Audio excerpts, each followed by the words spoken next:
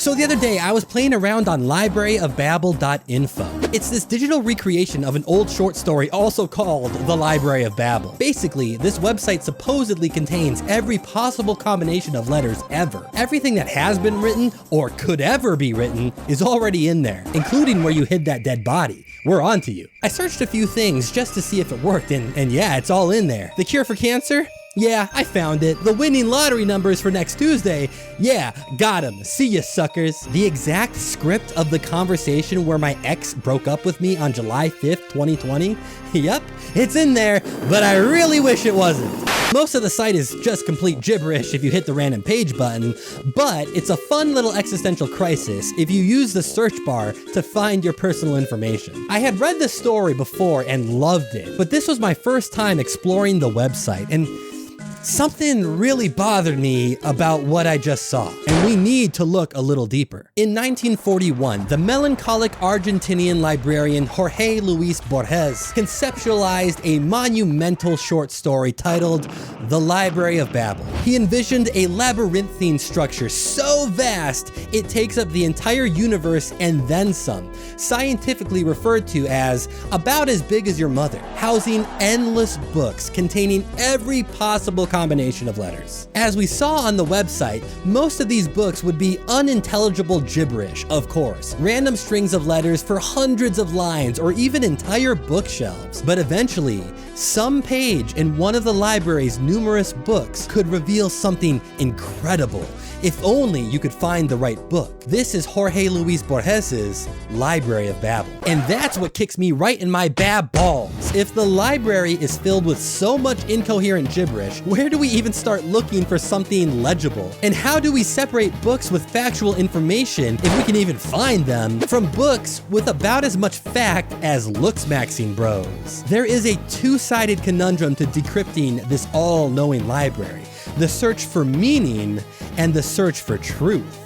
You need both to get any practical use out of the Library of Babel. In the original story, Borges envisioned an essentially infinite library. It was structured very precisely, with hexagonal rooms and only 22 letters instead of 26. But he was a bit of an odd duck and wrote as philosophically as he did mathematically. For the purpose of this video, those details are irrelevant, but the concepts are identical. In each room, there are 4 walls of bookshelves, with 5 shelves per wall and 35 books per shelf. Each book contains 410 pages, each page contains 40 lines, and each line contains 80 characters. That is a total of 1,312,000 characters per book, from the first book containing all A's to the last book containing all Z's and everything in between. For the 26-character English alphabet, a couple punctuation marks and a space, the total number of books contained within such a library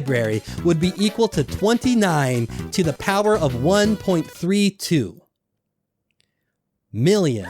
By leaps and bounds, that is more books than there are singular atoms in the entire universe, but not quite as many as your mom's juicy ass. The original story is equal parts cynical, hopeful, nihilistic, and full of wonder at the utter magnitude of this amount of information. The narrator describes journeying through the library as nothing more than random chance, painting a world where the search for meaning is thwarted by the sheer volume of typographical nonsense. For every one single book containing a correct prediction of the future or ancient knowledge lost to time, millions and billions and trillions more books contain nothing but the letter Q or ASDF repeated over and over, or even an incorrect version of the future, a completely made up fictional history of our world, or millions of books, each with completely identical instructions on how to cure cancer, except there is one small difference in all of them with no indication of which one might be true. However,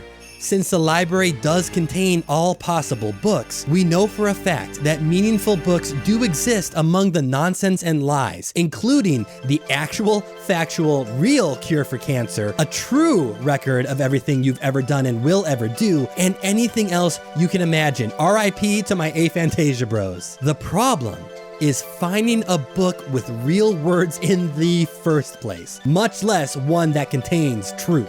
So again, I am bothered by this. I can go on the website and click random entries all goddamn day, but you tell me if you can read any of this. How do we search for meaning in a universe filled with the meaningless? What good is a website filled with this much garbage? In the original story, the same questions are proposed by Borges and answered cryptically. Borges does not provide solutions, but rather shows us how humanity might react to the library's potential. In the story, various religious cults of wanderers form, including one that burns any book not falling under their dogma as they search for their holy scripture, thus ensuring only what is true, well, to them, remains on the bookshelves. Certain other wanderers hypothesize that if every possible book exists in the library, somewhere on one of the shelves there is a table of contents book that acts as a map for the rest of the library. Yet another theory arises that even if a nonsensical book means nothing to you personally, in another forgotten language or with the right decryption code, that book might be perfectly understandable. Well, these propositions help us rationalize the search for meaning, but they still don't actually answer what goddamn bookshelf that meaning is on. If the library is alphabetized and in order, you'll die of old age before you even get past the books that are all A's. If the library is completely random, the amount of books that are incoherent gibberish vastly outnumber any book with meaning, and odds are even if you find one, it won't really be useful. The Library of Babel?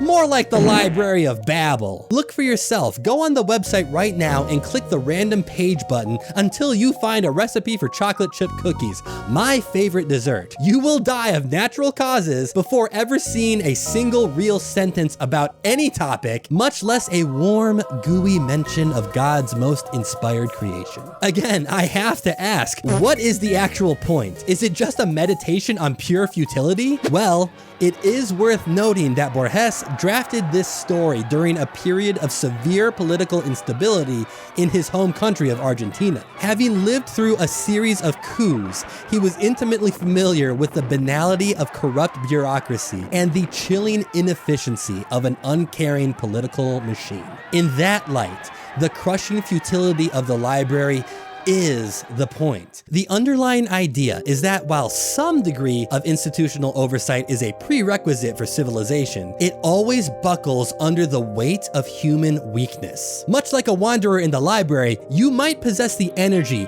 focus, and burning determination to find what you are looking for, but you will never possess the time. You are fundamentally outpaced by the scale of the system. In Borges's world, your journey fails before it even begins, a cynical reflection of his own lived experience, where human effort is routinely swallowed by the vast, unfeeling structures of power, and also emblematic of my life journey. But once again, something is bothering me about Borges's vision. As small as the chance may be to find a book with meaning, it's not zero. People win the lottery jackpot every couple months, despite its astronomical odds to lose. Speedrunners pull off insane achievements that combine multiple 1 in a million chance tricks together pretty regularly. On paper, these successes rival the improbability of finding a single readable book in the Library of Babel.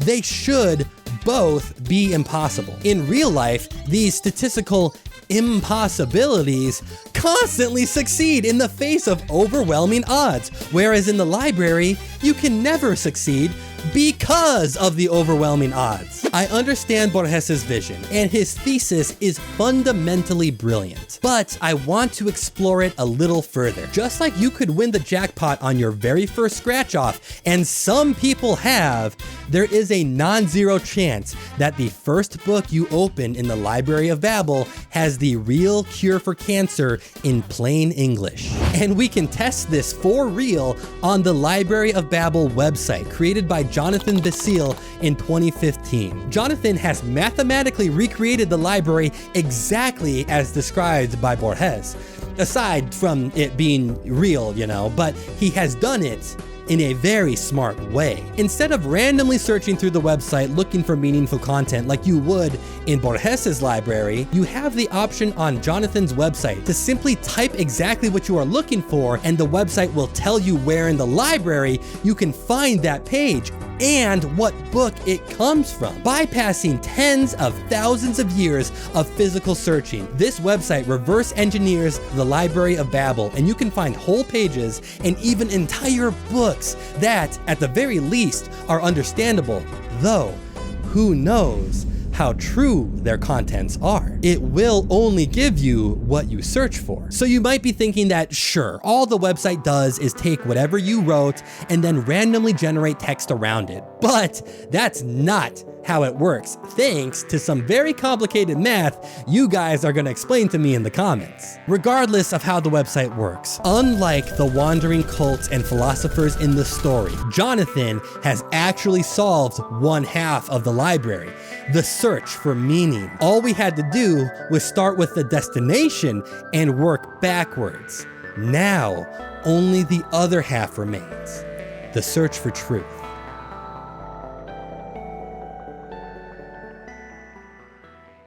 You can type your deepest secret, something that only you know, and it exists on Jonathan's website plain as day. This might be alarming to you, but remember, the search for meaning does not include the search for truth. Someone else could find your secret by randomly guessing or searching or stumbling upon it with a random page button, if they have infinite time or a supremely lucky lottery pull. But they wouldn't know if it was true or not without further information. This represents the search for truth. Your secret, even though it's on this website, is safe, provided no one else knows the truth of your secret. Having solved the search for meaning, we must now solve the search for truth in order to really understand the power of the Library of Babel. But I do find it a bit overwhelming to fully comprehend the scale of a universe-sized library. Thankfully, there is a smaller, yet still enormous scale double that we can use that everyone watching is familiar with: the internet itself.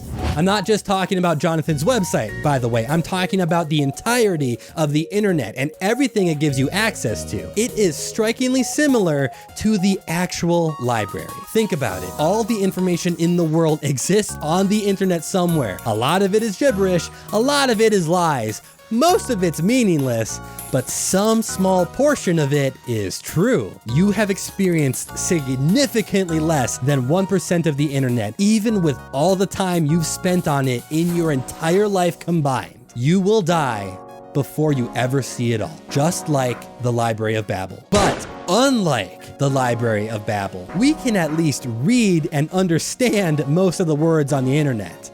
Most of them, thankfully. The search for meaning on the internet has already been solved. Things like word of mouth, search engines, and algorithms created to curate your online journey. A quick search using one of these tools and every relevant result is laid out before you. Many of them may or may not be what you're looking for, but all should at least be somewhat related to your query. The search for meaning on the internet was solved for us by Google, much like the search for meaning in the Library of Babel was solved for us by Jonathan Basile's website. The search for truth, however, remains. Along with your meaningful search results, you are also served advertisements, propaganda, dogma, and lies significantly often. The rise of bot farms, believed to be up to 50% of all internet traffic in 2025, contribute to the dead internet theory, where the communities you interact with that help form your personal biases and opinions might not even be real people at all. Invisible ads that hide the truth of their intentions at your expense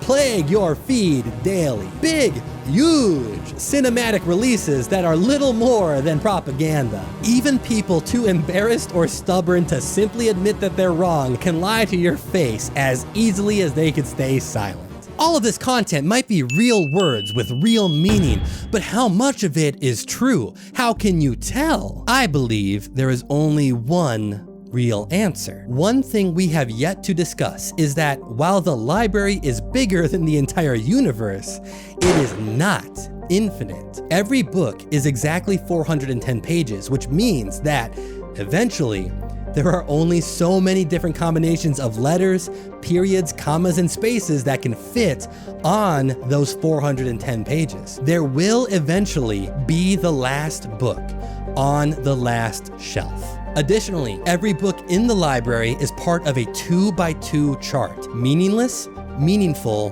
truthless, and truthful, and all of their intersections. To make it easy, I'll give you 2 examples for each intersection, one from the original Library of Babel and the internet equivalent that goes along with it. Here is my argument. On this chart, all the bots, advertisements, dead links, scams, grifters, AI slop, and algorithmic decay fit into the truthless half of the chart. In the original library, these would be books filled with complete gibberish and no hidden meaning, or books filled with lies that teach us nothing. They may or may not be understandable, but none of them are worth searching out. Then we have the meaningless but truthful intersection, which is technically better, but still not our end goal, as we cannot understand it or it isn't useful to us. In the original library, this might be a book containing nothing but the word farts over and over, and the internet equivalent might be something like algorithmic data, a bunch of code and numbers that, while factual information to somebody, doesn't really mean anything on its own without the knowledge of how to decode it. Or a web page that also says the word farts over and over. Finally, there is the gold standard, the intersection of meaningful and truthful. In the library, these are books containing the cure for cancer, your future foretold, and other secrets of the universe. This is the holy scripture we search for in the library, the end goal of every lonely patron wandering its endless shelves. The internet equivalent is the impactful, educational, artistic, and enlightening content that you come across every so often. Music and prose and art and videos that overall raise the quality of internet content as a whole. Content with balls, content with novelty, content that isn't content, but art that moves you emotionally and helps you grow. Most of the time, if not every time, you don't seek stuff like this out intentionally. It is bequeathed to you by chance, a god-tier algorithm pull, as the children say, much as finding the cure for cancer in the library would essentially be a slot pull. Have you ever scrolled through your feed and then randomly found a video that just changed your life? That was you finding the book in the library. We've solved the search for meaning on the internet. How do we solve the search for truth? The exact same way Jonathan did with his website. We start from the end and work backwards. If you get anything out of this video, please let it be this. The library is finite. It has an end. There are an unfathomable number of rooms with books, but one of those rooms must be the very last. And since there is a finite number of rooms and books, we can say that a certain concrete percentage of the library is meaningful, truthful content. Let's just say the entire thing is 1% meaningful truth, 99% meaningless nonsense. The internet has not found its limits yet, but it too is not infinite. Day by day, the total number grows. 170 zettabytes, 171, 172, but it's still quantifiable. We can still put a number on it. What percentage of that content is meaningful and true? Who knows? Maybe it's also 1%. But the meaningful distinction is that Jorge Luis Borges' library has already been completed, while the internet is still being written. Eventually, it too may fill its last bookshelf, but for now, we still choose what books go on the empty shelves. And more than that, we can choose to find meaning and truth where we want to. If we all filled the internet's proverbial bookshelves with nothing but quality content, we could raise that 1%. By the time we filled every shelf, maybe we could even have more true and meaningful content than any other type. It would be nearly impossible, but hey, maybe. If we all start by creating the answer ourselves and working backwards, creating the content we ourselves are looking for, just like we did with Jonathan's website, we raise the overall quality of the internet as a whole. That's one solution to the search for truth. We simply fill the empty shelves with more truth than lies. Furthermore, if you find an otherwise meaningless or truthless piece of content and you yourself find or create meaning and truth within it, you've replaced a meaningless book on the shelf with something better. The greatest example of something like this on the internet is meme culture. How we take otherwise bland or meaningless images and ascribe whole narratives to them, using them as cultural touchstones and means of communication. This kind of thing also makes me think of another video I made on a community of anti-AI crusaders who transformed into an ironic fandom, creating wholesome fan art and storylines out of AI slop, just to create a little pocket of goodness in something horrible. Or this other video I just put out covering Justin Kuritzkis's absurd character pieces that appear meaningless until you discover something within them for yourself. If any of that interests you, feel free to check out the rest of my channel. And if I've earned it, drop a sub or become a channel member for more. The point is, if you can ascribe meaning to the meaningless, find the art and beauty and humor in what would otherwise be mere nonsense, you have again solved the search for truth on the internet. And this is so critically important because without solving the search for truth, you can and will give undue authority to lies, advertisements, and propaganda. Without solving the search for truth, you would spend all your time in the library reading books that foretell your future incorrectly, make you believe in false gods, or give fake instructions for curing cancer. The Library of Babel is full of worthless garbage books with no meaningful impact that serve no purpose except to put more distance between you and your destination. The internet is full of worthless garbage content that serves no purpose except to put more distance between you and enjoying something worthwhile. The two are not so different after all. Both need to have the search for meaning and the search for truth fulfilled in order to use them effectively. It would be very easy to spend every waking hour in the Library of Babel reading gibberish and lies. On the internet, it is very easy to do the same. The library teaches us that information is not knowledge.